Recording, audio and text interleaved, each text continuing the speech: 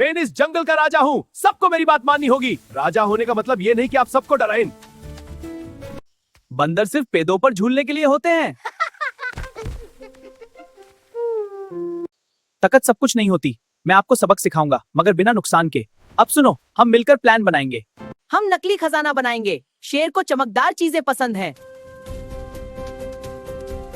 वो आ रहा है, मैंने उस नदी के पास देखा है। अरे वाह, जंगल में छुपा हुआ खजाना। खजाना? ये तो सिर्फ राजा का हक है। ये क्या हुआ? राजा बनना आसान है, लेकिन अच्छा राजा बनना मुश्किल। आपने सबको रुलाया था। मुझसे गलती हो गई। मैंने समझा था ताकत ही सब कुछ है। असली ताकत मेहरबानी में होती है।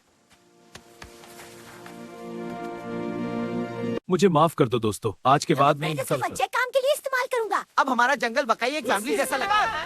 इस जंगला में सबने सीखा कि गुरूर का अंजाम बुरा होता है और मेहरबानी सबसे बड़ी ताकत है।